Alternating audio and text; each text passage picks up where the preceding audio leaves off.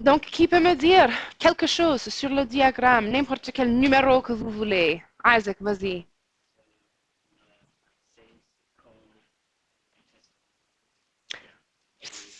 16 ici, oui. Très bien.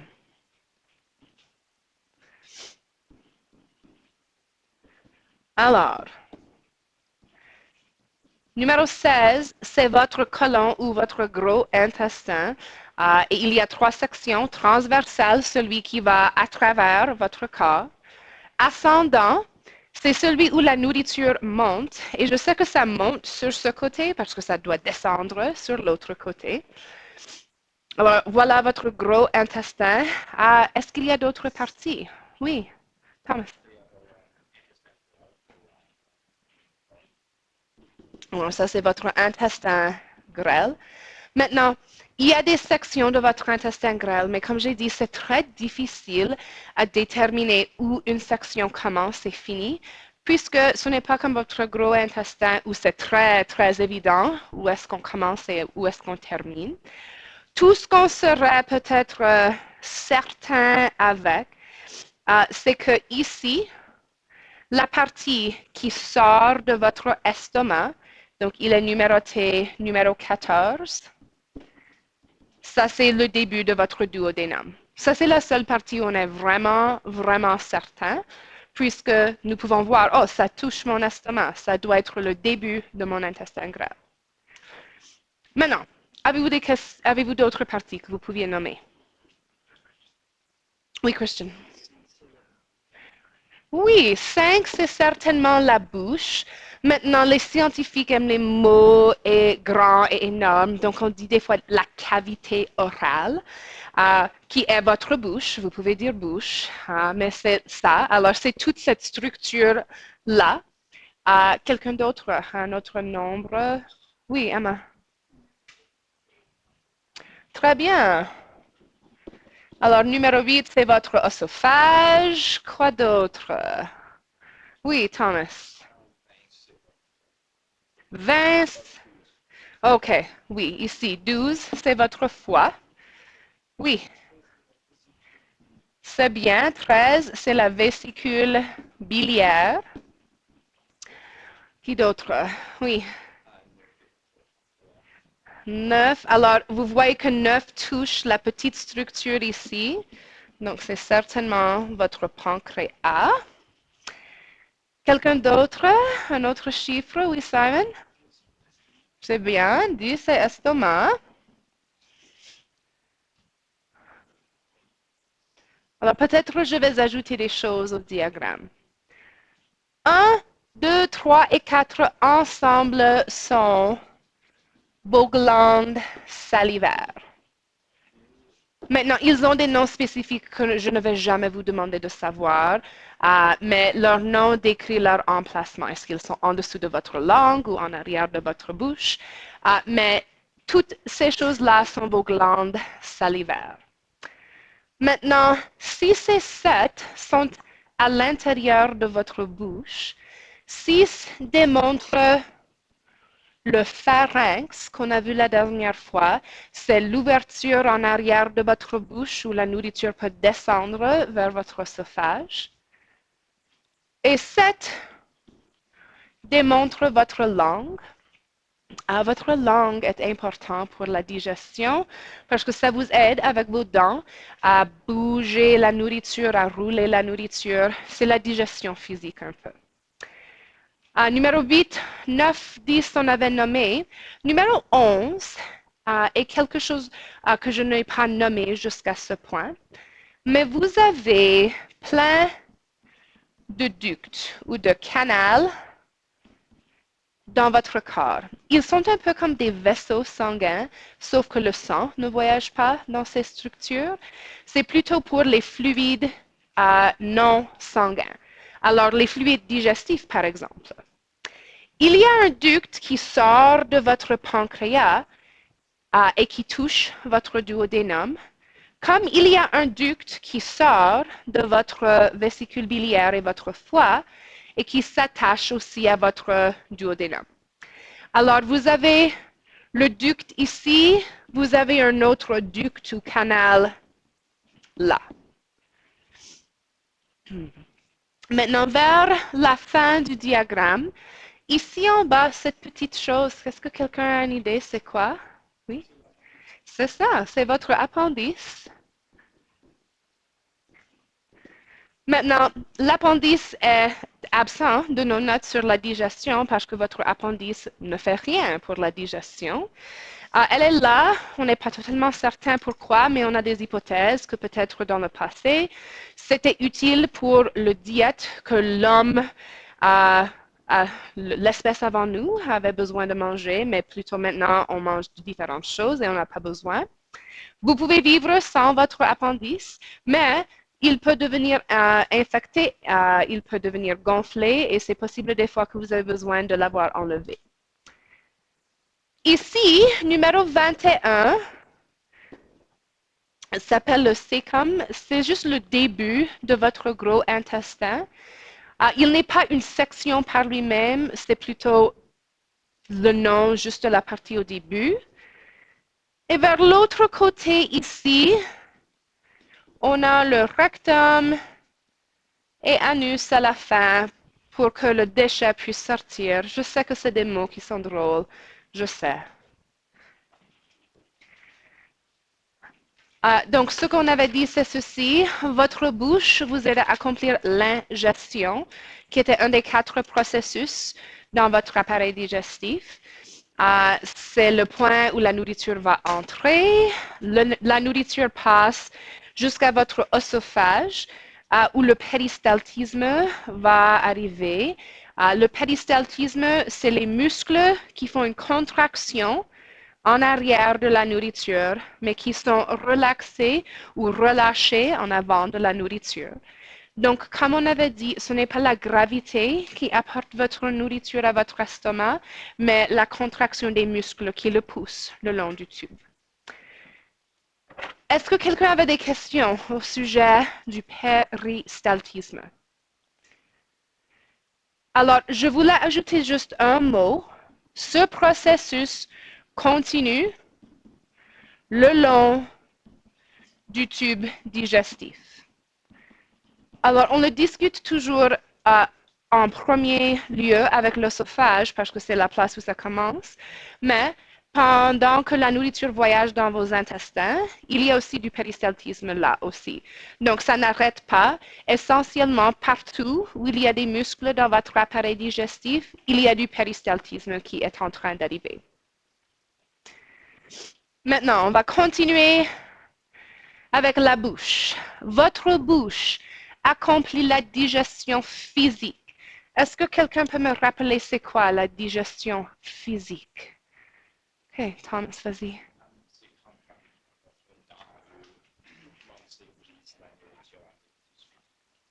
Alors, la digestion physique, on pourrait aussi employer le mot mécanique. C'est où on va briser notre nourriture en plus petits morceaux. Est-ce qu'on va briser les liaisons chimiques? Non. Ça, c'est l'autre type de digestion.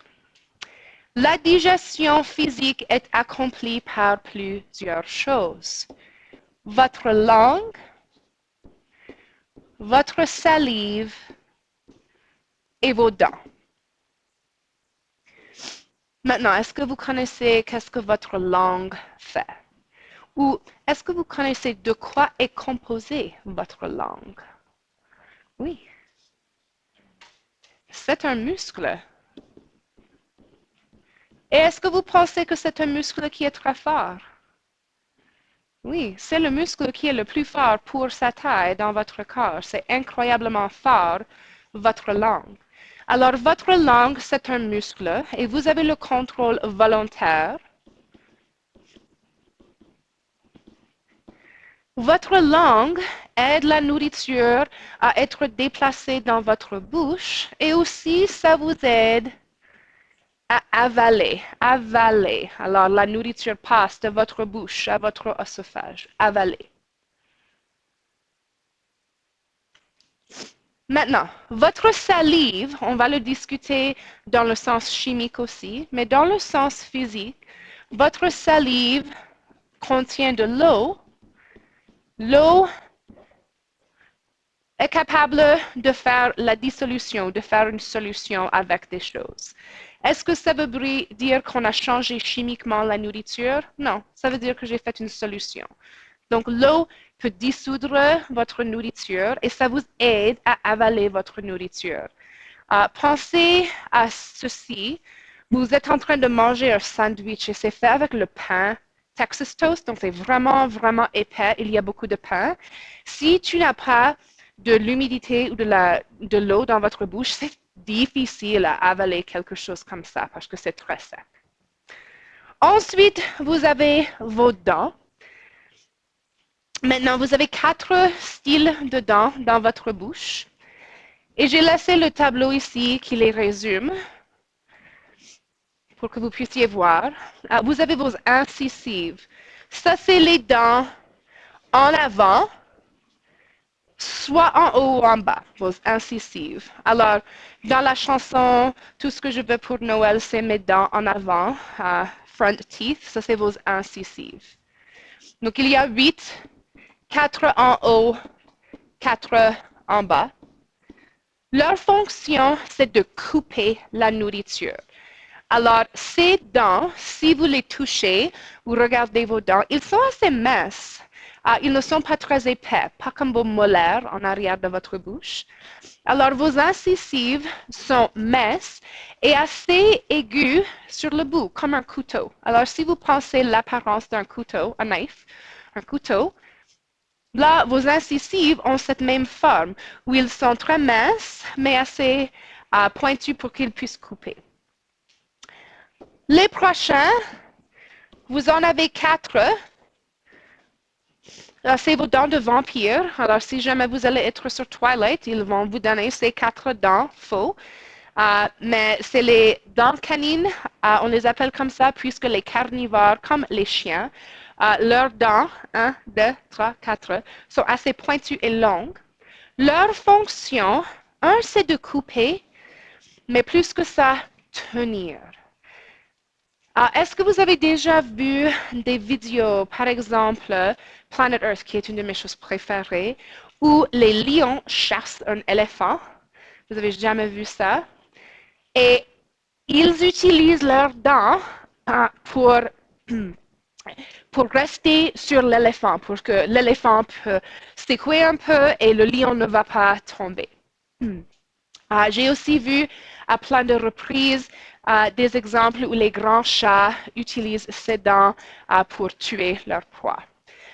Donc, tenir en place la proie. Maintenant, les prémolaires et les molaires, bien qu'ils soient un peu différents, je les groupe ensemble ici. Ce sont les dents vers l'arrière de votre bouche. Leur forme est plutôt carré ou peut-être circulaire, ça dépend du dent exact, mais ils sont beaucoup plus larges, ils ne sont pas minces. Et leur fonction, c'est de grincer. Est-ce que vous connaissez ce mot grincer? Oui? Oui, crush, grind. Alors, vraiment prendre la nourriture et le mettre en plus petits morceaux possible. Donc, vos incisives sont pour prendre comme la première bouchée de quelque chose, comme une pomme. Et ensuite, vos molaires sont pour décomposer cette pomme. J'ai choisi pomme parce que Isaac mange une pomme. Ils vont maintenant prendre ce morceau que ces dents coupées et le grincer. Avez-vous des questions au sujet de vos dents? Maintenant, vos dents de sagesse ne vous donnent pas la sagesse. Vous pouvez être intelligent même si vous n'avez pas de dents de sagesse. Wisdom teeth, vous sachez ça? Est-ce que vous avez tous encore vos dents de sagesse dans la bouche?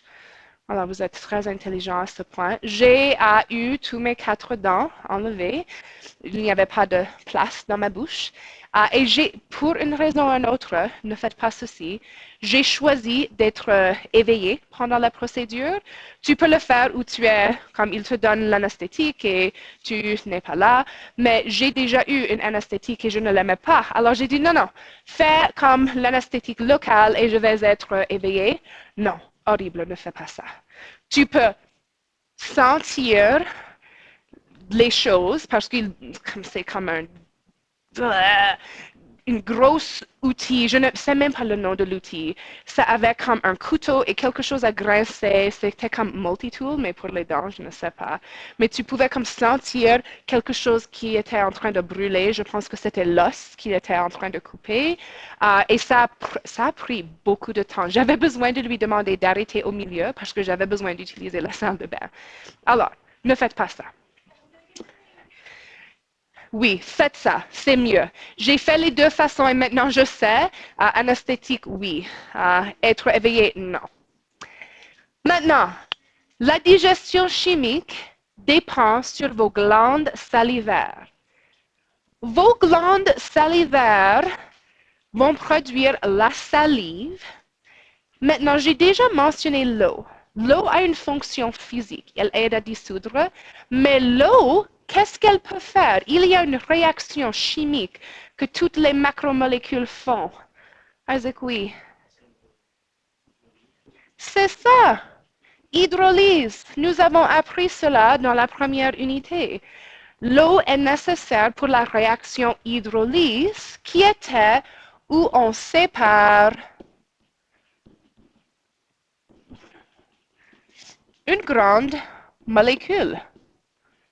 Alors pour nous, c'était par exemple prendre un disaccharide comme le sucrose et le décomposer en glucose et fructose. Ça serait un exemple d'hydrolyse. Vous avez aussi une enzyme qui s'appelle amylase. Regardez le nom, ASE. Les choses qui terminent avec ASE sont des enzymes. C'est nécessaire que je mentionne le mot salivaire parce que l'amylase est produite à deux différentes places, dans votre salive et aussi dans votre pancréas. Donc, amylase salivaire, c'est ce qu'il y a dans votre bouche. Maintenant, est-ce que vous connaissez qu'est-ce que vous pouvez digérer dans votre bouche? Oui? Les sucres, c'est ça.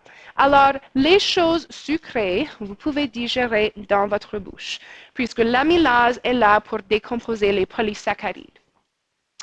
L'amylase salivaire, en général, prend un polysaccharide et le décompose en disaccharides. Donc, si tu manges quelque chose comme le pain ou une pâte, et tu le laisses dans ta bouche pendant un bout de temps, éventuellement, ça va probablement changer un peu à un goût sucré, puisque tu as décomposé un peu du polysaccharide et maintenant, tu as le sucrose. Et ça c'est comme c'est sucré. Maintenant, je veux discuter juste cette partie en bas. Ensuite, j'ai une petite animation pour vous montrer qu'est-ce que amylase fait. L'autre processus qui arrive dans la bouche, c'est absorption. Donc, on a ingestion, digestion physique, digestion chimique, absorption. 4 choses arrivent dans votre bouche. Maintenant, c'est très peu d'absorption qui se passe et il y a 2 grandes raisons. Le temps, puisque typiquement c'est minimal le temps que la nourriture passe dans votre bouche. Alors, normalement, vous n'allez pas laisser votre nourriture comme un enfant de 5 ans, comme ma fille fait. Elle va garder des fois une bouchée de nourriture pendant comme 8 minutes dans sa bouche parce qu'elle refuse de finir son dîner. C'est agaçant. Mais généralement, on ne fait pas ça. On prend notre bouchée, on marche pendant quelques minutes et c'est fini. L'autre chose, c'est le degré de digestion, spécialement pour les protéines et les lipides. C'est vrai que je peux digérer les polysaccharides dans ma bouche, mais il n'y a pas d'enzyme là pour les protéines et les lipides. Donc, si je ne les ai pas digérés, comment est-ce que je peux les absorber? Alors, le degré de digestion est aussi très bas. Il n'y a pas beaucoup de digestion jusqu'à ce point. Mais il y a des exceptions. Un, c'est l'eau. Pourquoi? Je n'ai pas besoin de digérer l'eau. Il est déjà assez petit. Il peut traverser la membrane. 2, malchanceux, c'est l'alcool. L'alcool est aussi une molécule qui a la capacité de traverser les membranes, et spécialement si elle passe quelques secondes de plus dans la bouche. Alors, je sais que vous n'avez jamais goûté à l'alcool, mais peut-être la première fois que vous allez le faire quand vous avez 18 ans ou plus, vous allez dire, oh mon Dieu, le goût est horrible, je ne veux pas avaler ceci. Et chaque seconde que ça passe dans votre bouche, pendant que votre cerveau essaie de décider, est-ce que je peux actuellement avaler ceci, elle est en train d'être absorbée dans votre corps. Il y a d'autres choses ici. Maintenant, j'ai mis le mot drogue et ça, c'est vraiment un mot vague. Les drogues peuvent inclure les drogues récréationnelles ainsi que les drogues que votre médecin vous demande de prendre. Mais généralement, votre bouche est très proche à votre nez et votre nez est très proche à votre cerveau. C'est la raison que beaucoup de personnes qui prennent des drogues les prennent à travers la bouche ou le nez parce que c'est très proche au cerveau. Il y a très peu de membranes qu'il doit traverser. Donc, ça, c'est des exceptions, mais en général, vous n'absorbez pas beaucoup de votre bouche.